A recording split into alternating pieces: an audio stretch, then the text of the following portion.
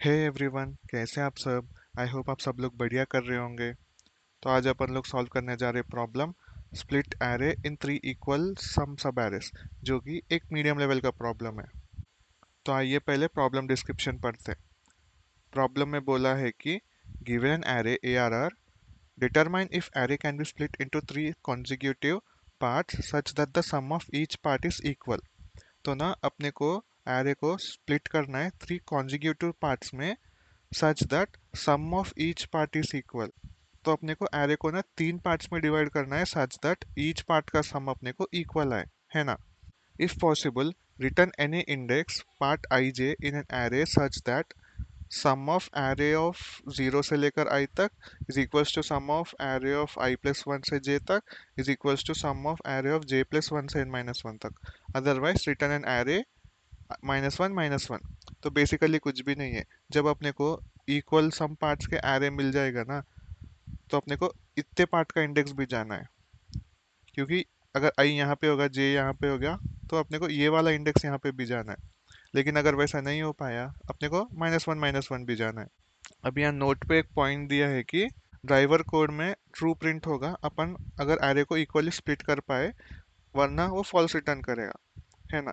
तो problem statement तो clear है अपना। अभी आइए एग्जाम्पल्स को देखते हैं। तो एग्जाम्पल में अपने को दिया क्या है। एक तो एरे दिया है 13404 और अपन इसको ट्रू रिटर्न कर रहे। क्यों? तो ना अपन पहले इसका इंडेक्सिंग कर लेते। ये इंडेक्स आया 0, ये 1, ये 2, ये 3, ये 4।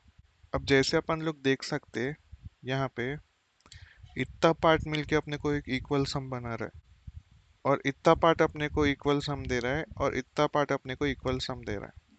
तो वही बोला है कि 1 2 is a valid pair as sum of sub array 0 से लेकर 1, यानी कि ये वाला is equal to sum of sub array 2 3, जो कि हो गया ये वाला, and also to sum of sub array 4 4, जो कि अपना ये वाला हो गया, है ना।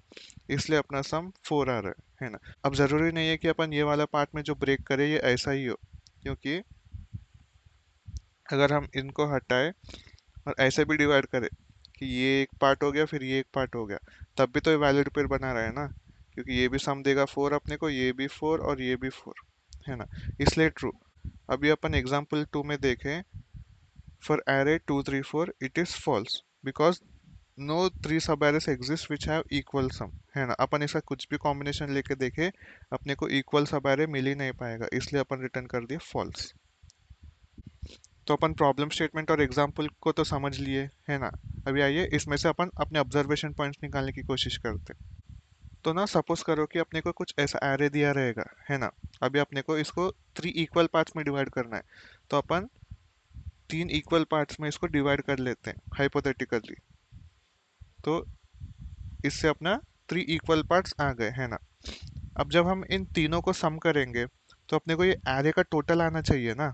तो अपन उसको लिख लेते हैं कि अगर अपन ऐड करें a प्लस ए, तो अपने को आना चाहिए टोटल, जो कि ये टोटल सम ऑफ एरे होगा।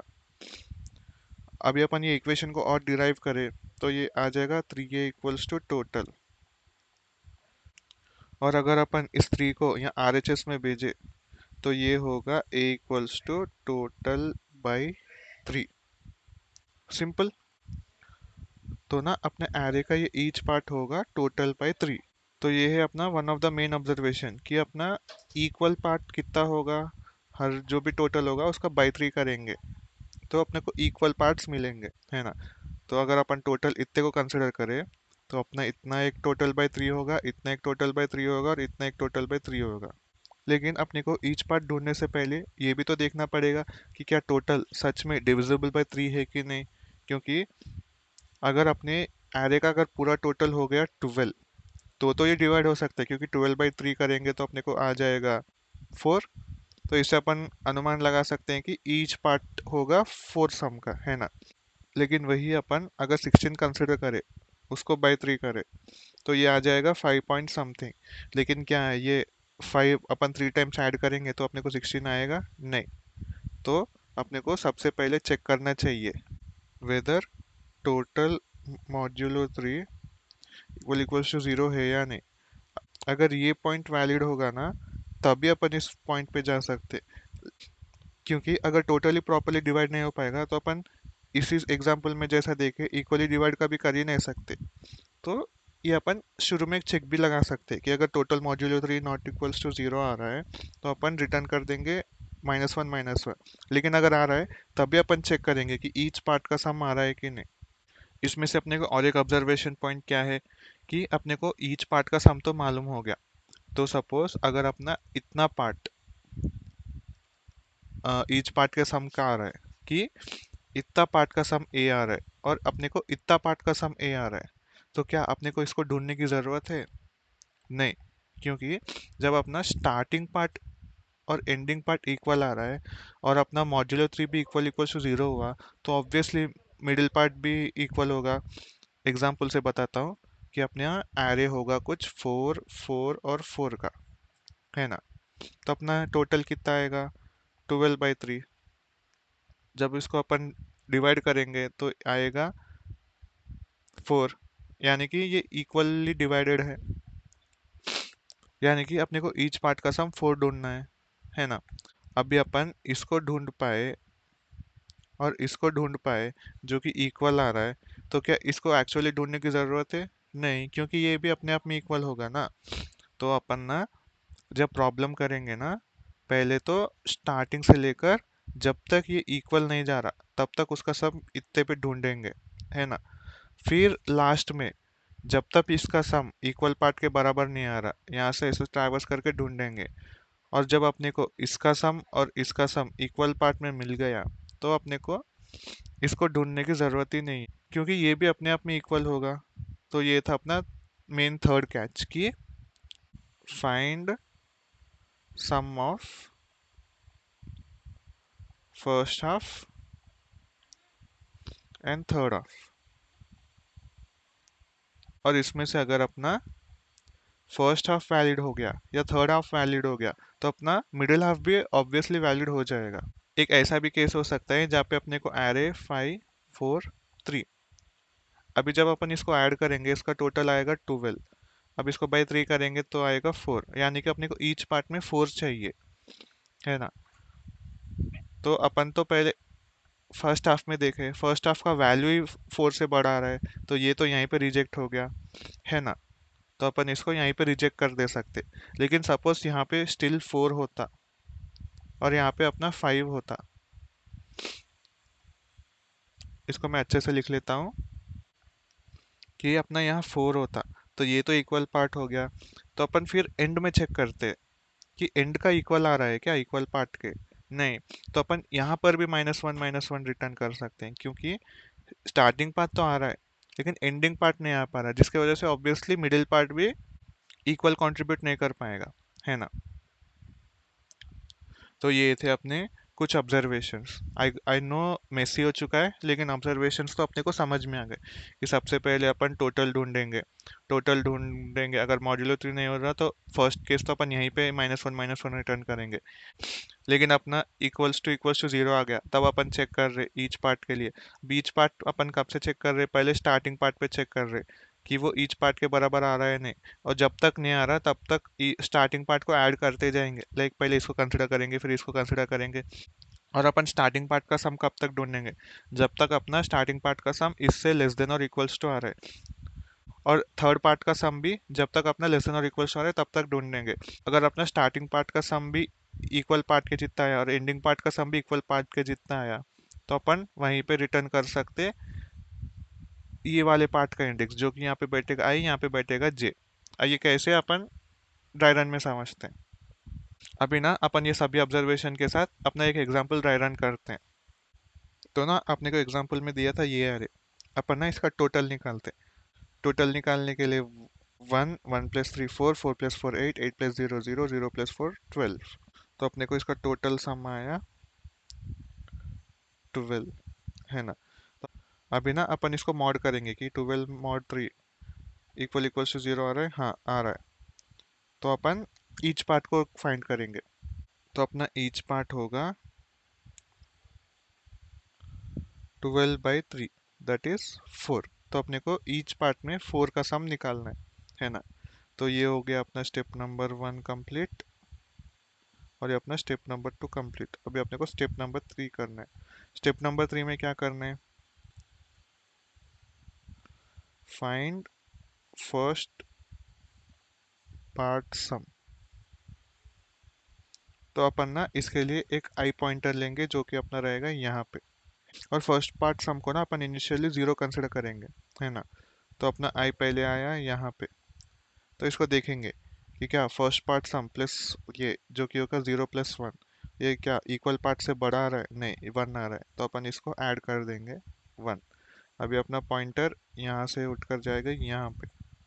अभी अपन फिर से ऐड करेंगे 1 + 3 = 4। क्या ये लेस देन और इक्वल्स टू ईच पार्ट है, हाँ।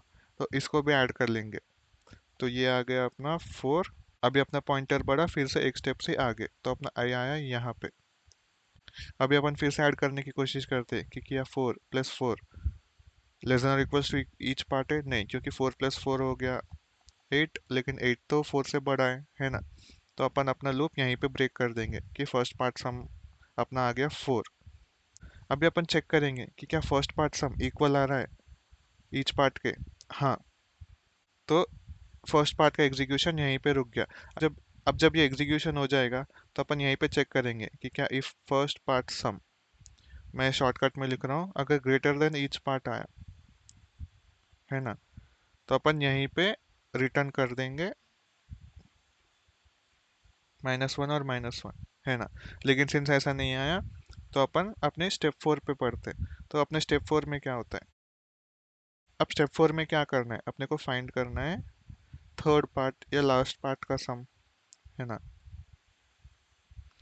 तो इसके लिए अपन अपने जे पॉइंटर को यहाँ से शुरू करते हैं, और ये भी अपना इनिशियली 0 होगा, तो इसको अपन असाइन कर दिया 0। तो सबसे पहले अपन ऐड करेंगे क्या कि 4 प्लस थर्ड पार्ट का सम लेस देन और इक्वल्स टू ईच पार्ट है, हाँ। तो अपन ईच पार्ट में ऐड कर देंगे 4, और जे को बढ़ा देंगे एक स्टेप आगे, तो जे बढ़ जाएगा यहाँ पे। और फिर से चेक करेंगे जे पे जो वैल्यू है और अपना थर्ड पार्ट सम में क्या वो इक्वल है फोर्थ पार्ट के, हाँ, क्योंकि 0 + 4 होगा अपना 4 ही। तो अपन फिर से अपने पॉइंटर को एक स्टेप आगे बढ़ाएंगे, तो ये यहाँ से आएगा यहाँ पे।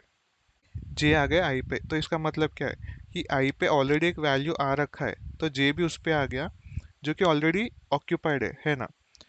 तो इसलिए अपन अपना लूप यहीं पे रोक सकते, है ना।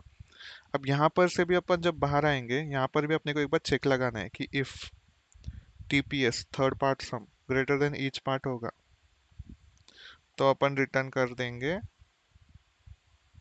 -1 -1, है ना। लेकिन अपना फर्स्ट पार्ट सम भी इक्वल आया ईच पार्ट के, और थर्ड पार्ट सम भी आया ईच पार्ट का। इसका मतलब क्या है, मिडिल पार्ट भी अपना इक्वल ही होगा। तो अपने को रिटर्न करना था इंडेक्स, है ना, क्योंकि क्वेश्चन में पूछा है कि अपने को रिटर्न करना है आई का जे, जो कि मिडिल पार्ट का इंडेक्स होगा। तो आपको क्या लगता है अपने को क्या रिटर्न करना है। अब जैसे अपन अपना पूरा कैलकुलेशन कर रहे थे, तो अपन देख सकते हैं अपना आई और जे ना एक वैलिड जगह पे आके बैठा होगा, जो कि मिडिल पार्ट का सम होगा, क्योंकि आई जे यहाँ पे है ना। तो इसका सम कितना है 4। तो अपना आई और जे कहीं भी ठहर के होगा ना, अपन उसी इंडेक्स को भेज देंगे कि यहाँ से सिंपल रिटर्न कर दो i, जे। तो ये होगा अपना स्टेप नंबर 5। तो स्टेप नंबर 5 में अपन रिटर्न कर देंगे i, जे को, क्योंकि वहीं पे अपना valid index for middle part रहता है ना। तो ये था बेसिक सा 5 स्टेप्स, है ना। 5 स्टेप्स में अपना पूरा प्रॉब्लम सॉल्व हो गया। इसमें ना बस अपना ऑब्जर्वेशन वाला गेम था कि अपन जिस तरह से ऑब्जर्वेशन को क्लीनली डिराइव करें, कि जिस तरह से अपन अपने ऑब्जर्वेशंस को अच्छे से डिराइव करें, कि एक एक पार्ट को पकड़ के उसको एनालाइज कर कर स्टेप्स में तोड़े। तो वही चीज़ अपने को यहाँ पे काम को आ गया, है ना। तो आइए अपन इसी ऑब्जर्वेशन को स्टेप बाय स्टेप जैसे अपन यहाँ पे लिखे ना उसको अपने कोड पे देखते हैं। तो ये आ गया अपन अपने कोड पे, जिसका नाम है फाइंड स्प्लिट, जो कि अपने को एरे दिया है, और अपने को रिटर्न भी करना है पेयर, जो कि वेक्टर में ही करना है। तो सबसे पहले अपन फाइंड करें टोटल, है ना। ये ना अपना सी प्लस प्लस का बिल्ट इन फंक्शन है, जिससे अपने को स्टार्टिंग से लेकर एंड के एरे का सम बता के दे देगा, है ना। अगर आप चाहे तो नॉर्मल फॉर लूप लगा के भी कर सकते। उसके बाद अपन एरे का साइज निकाले, और यहाँ पे ना अपन चेक कर रहे, ये अपना स्पेशल केस है जो मैंने एग्जाम्पल लिखा था तब आया, कि सपोज अपने को एरे दिया 0 0 0 0, है ना। तब क्या अपने को आगे जाके प्रोसीड करने की ज़रूरत है? नहीं है ना। तो जब एरे अपना पूरा ज़ीरो होगा तभी तो अपना टोटल ज़ीरो आएगा। तो अगर अपना टोटल ज़ीरो आया तो अपन इंडेक्स कौन सा भी रिटर्न कर दे सकते हैं। तो मैंने रिटर्न कर दिया 0,0, है ना। तो ये तो अपना स्पेशल केस फॉर ज़ीरोस के लिए था। अब यहाँ पे अपन अपना स्टेप नंबर 1 कर रहे हैं कि पहले मॉड्यूलो 3 करके देख रहे हैं। अगर वो नॉट इक्वल्स टू 0 आया तो वो कभी 3 इक्वल पार्ट्स में डिवाइड ही नहीं हो सकता, है ना। और जब वो डिवाइड ही नहीं हो सकता तो अपन ये आगे एग्जीक्यूट क्यों करें। तो यहीं पे रिटर्न कर देंगे -1 -1। लेकिन अपना ये नॉट इक्वल्स टू 0 आया तो अपन इक्वल हाफ में बांट लिए कि अपना इक्वल हाफ का सम ना इतना होना चाहिए टोटल बाई 3 का, है ना। इसमें अपन सबसे पहले अपना फर्स्ट हाफ को एवेल्युएट कर रहे कि अपन इंडेक्स आई इक्वल्स टू 0 पे ले लिए और इसको जब तक लेस देन n नहीं जाता, और अपन एवरी टाइम फर्स्ट हाफ में एरे ऑफ आई को ऐड करके हर बार चेक करते जा रहे कि वो इक्वल हाफ के कम या इक्वल तो है ना। तो जब तक होगा ना तब तक अपन फर्स्ट हाफ में एरे ऑफ आई को ऐड कर रहे और आई को एक से इंक्रीमेंट करे ताकि अपना आई पॉइंटर नेक्स्ट एलिमेंट में जा सके, है ना। और जब ये लूप एग्जीक्यूशन खत्म हो जाएगा तो एक ऐसा भी केस हो सकता है कि अपना आई एंड ऑफ एलिमेंट में आ गया कि पूरा एरे को एग्जीक्यूट कर लिया आई, जो कि एक एज केस है। अगर ये है या अपना first half not equals to equal half है ना। तो यहाँ पे अपन रिटर्न कर रहे -1 -1 जैसे अपन नीचे एग्जाम्पल डिराइव करते वक्त देखे। और वैसे ही जैसे अपन फर्स्ट हाफ को करे थर्ड हाफ को भी कर रहे कि जीरो से इनिशियलाइज करे और n-1 तक जा रहे, है ना। और ये लूप कब तक चला रहे अपन j ग्रेटर देन और इक्वल्स टू, और जब तक अपन अपने थर्ड हाफ में एरे ऑफ आई को ऐड कर रहे और वो लेस देन है इक्वल हाफ्स के, तभी अपन थर्ड हाफ में एरे ऑफ j को ऐड कर रहे और j पॉइंटर को एक से डिक्रीमेंट कर रहे। तो ये केस कभी तो मैच हो गया कि j ग्रेटर देन आई है, या ये थर्ड हाफ का सम एक्सीड कर जाएगा इक्वल हाफ्स के। तो ये जब ये लूप एग्जीक्यूशन से बाहर आ जाएगा तो अपन चेक कर रहे कि थर्ड हाफ का सम इक्वल है क्या इक्वल हाफ्स के। अगर नहीं है तो यहाँ पर भी अपन रिटर्न कर दे रहे -1 -1। लेकिन अगर अपना फर्स्ट हाफ भी इक्वल आ गया इक्वल हाफ्स के और थर्ड हाफ भी इक्वल आ गया इक्वल हाफ्स के, तो अपन तभी रिटर्न करें आई और जे। और जैसे अपन एग्जाम्पल में देखे थे आई और जे एकदम प्यारे तरीके से अपने पोजिशंस पे आके बैठे रहेंगे। तो अपन अपने नीचे के सूडो कोड से कंपेयर करें तो यहाँ पर भी क्या इक्वली 5 स्टेप्स में हम कंप्लीट कर पा रहे कि अपन ये करें स्टेप नंबर 1, ये करें स्टेप नंबर 2, है ना। और अपना ये है स्टेप नंबर 3, ये है अपना स्टेप नंबर 4, और फाइनली ये है अपना स्टेप नंबर 5। तो देखे तो इजीली अपन अपने 5 स्टेप्स में जैसे अपन नीचे डिराइव करे वैसे सॉल्व कर दिए, सिंपल। अब इसका टाइम कॉम्प्लेक्सिटी डिस्कस करते हैं कि इसका टाइम कॉम्प्लेक्सिटी क्या होगा। अभी यहाँ पे एक एक्यूमुलेट फंक्शन कॉल हो रहा है जो कि ओ ऑफ एन होगा, इफ कंडीशन। यहाँ पे एक वाइल लूप चल रहा है एन तक तो ये होगा ओ ऑफ एन। और यहाँ पे भी एक वाइल लूप चल रहा है जे ग्रेटर देन आई जो कि अप्रोक्स ओ ऑफ एन होगा, है ना। तो हर जगह ओ ऑफ एन ही चल रहा है। तो अपना इसका टाइम कॉम्प्लेक्सिटी होगा ओ ऑफ एन। अभी इसका स्पेस कॉम्प्लेक्सिटी क्या होगा। अपन ना यहाँ पे वेरिएबल्स के अलावा कुछ और एक्स्ट्रा स्पेस तो ले नहीं रहे हैं ना, कि बस सम स्टोर करने के लिए वेरिएबल्स क्रिएट कर रहे हैं यहाँ पे यहाँ पे यहाँ पे, है ना। तो इसका स्पेस कॉम्प्लेक्सिटी होगा अपना ओ ऑफ 1, है ना। तो ये था अपना आज का प्रॉब्लम जो कि मीडियम लेवल का था, लेकिन अपन इसको सब पार्ट्स में तोड़ के इजी बना दिए। अगर आपको प्रॉब्लम सच में इजी लगा तो कमेंट्स में इजी प्लस प्लस लिखना ताकि मेरे को एक्नॉलेजमेंट मिल सके। सो अगर आपको मेरा एक्सप्लेनेशन अच्छा लगा तो प्लीज़ चैनल को लाइक करना, शेयर करना और सब्सक्राइब करना। अगर मेरे रिगार्डिंग कुछ भी फीडबैक है क्या लाइक मेरे टीचिंग में या मेरा वे ऑफ एक्सप्लेनेशन में तो प्लीज़ उसको कमेंट बॉक्स में लिखना। मैं आके कमेंट्स पढ़कर जल्द से जल्द रिस्पॉन्ड करने की कोशिश करूँगा। तो ये ना आज का अपना gigs for gigs problem of the day भी था फॉर 7 नवंबर 2024। तो फिर मिलते हैं कोई ऐसे प्रॉब्लम सॉल्व करते हुए। Till then, piece.